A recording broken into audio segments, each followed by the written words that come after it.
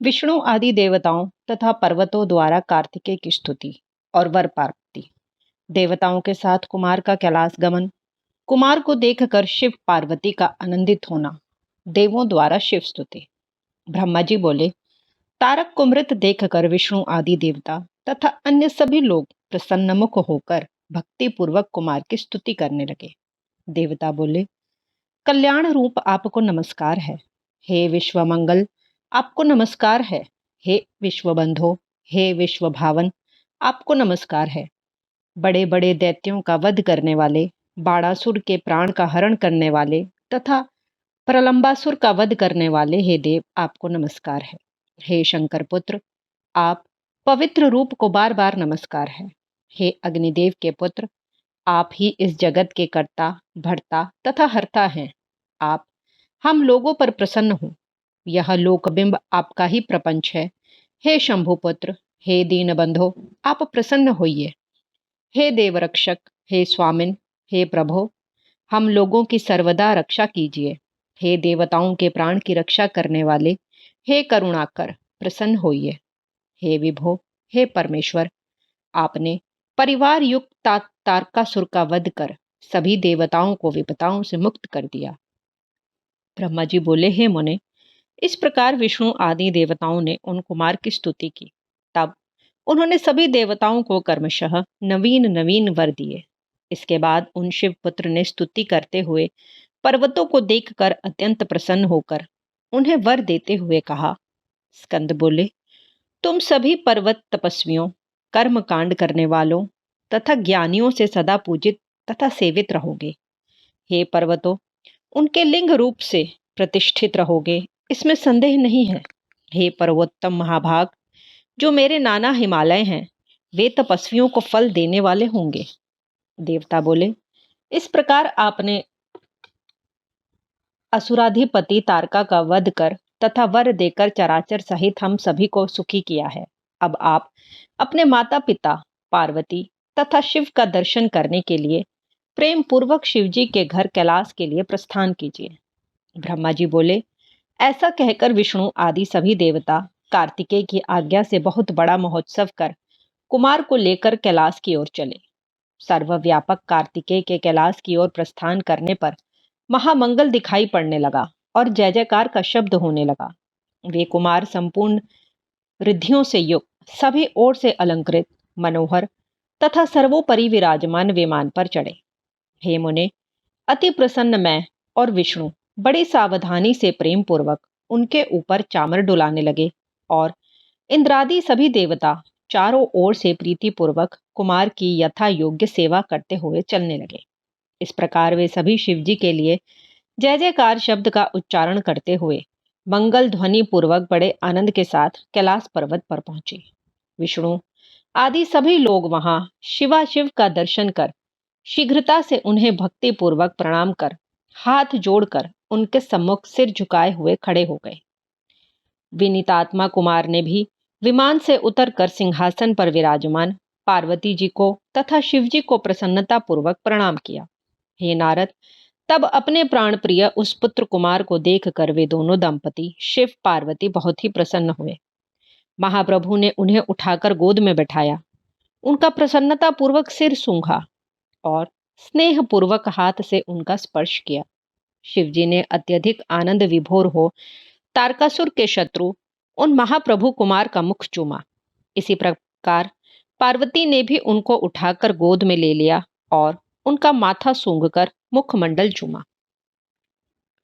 हे तात नारद, इस समय लौकिक आचार करते हुए उन पति पत्नी शिव पार्वती को महान आनंद हुआ।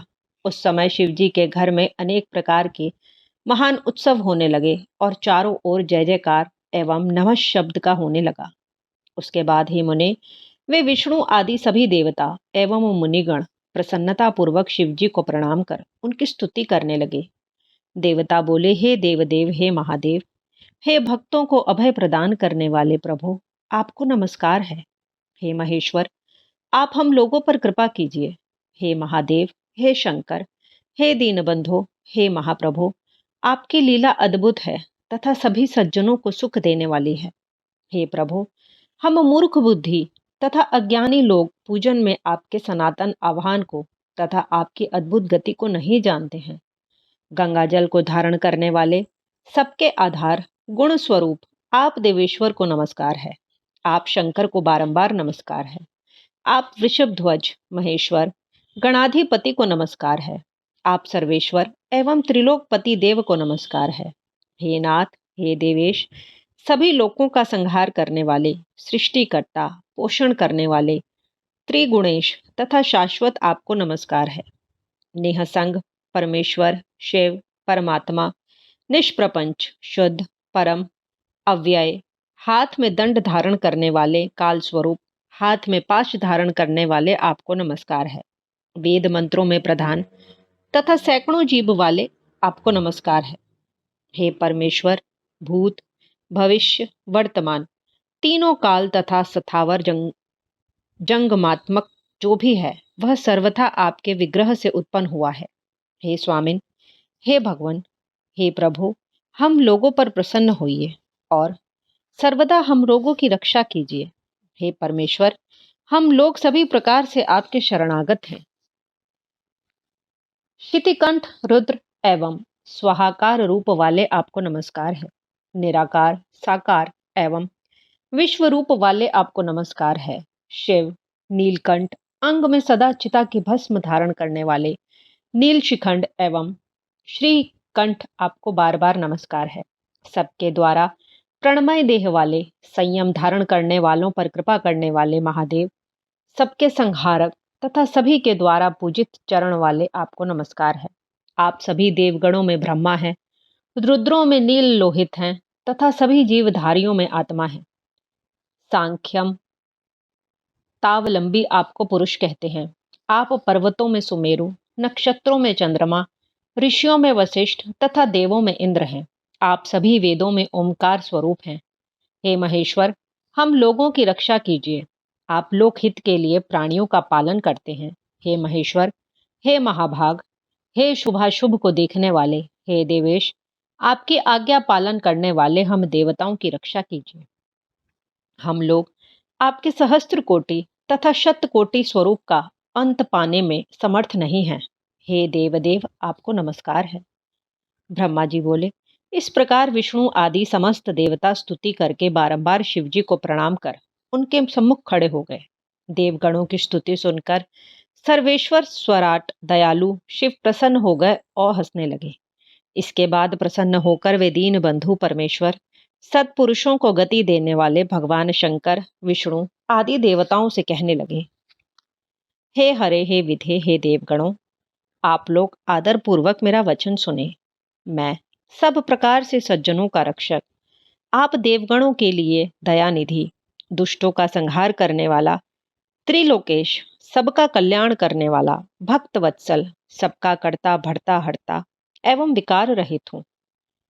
देव सत्तमो, जब जब आप लोगों पर विपत्ति आए तब तब सुख प्राप्ति के लिए आप लोग मेरा भजन किया करें। ब्रह्मा जी बोले, हे मुने, उसके बाद मुनीश्वरों सहित विष्णु आदि देवता शिवजी की आज्ञा लेकर पार्वती, परमेश्वर एवं कुमार को प्रणाम कर प्रसन्न होकर पार्वती, शिव एवं कुमार के रम्य यश का वर्णन करते हुए परम आनंद प्राप्त कर अपने अपने स्थान को चले गए। हे मुने, शिवजी भी अपने गणों कुमार कार्तिकेय एवं पार्वती के साथ प्रीतिपूर्वक आनंदित होकर उस पर्वत पर निवास करने लगे। हे मुने, इस प्रकार मैंने कुमार कार्तिकेय का तथा शिवजी का संपूर्ण चरित्र, जो सुख प्रदान करने वाला तथा दिव्य है, आप लोगों से कह दिया। अब और क्या सुनना चाहते हैं? इस प्रकार श्री शिव महापुराण के अंतर्गत द्वितीय रुद्र संहिता के चतुर्थ कुमार खंड में स्वामी कार्तिकेय चरित्र गर्भित शिवा शिव चरित वर्णन नामक 12वां अध्याय पूर्ण हुआ।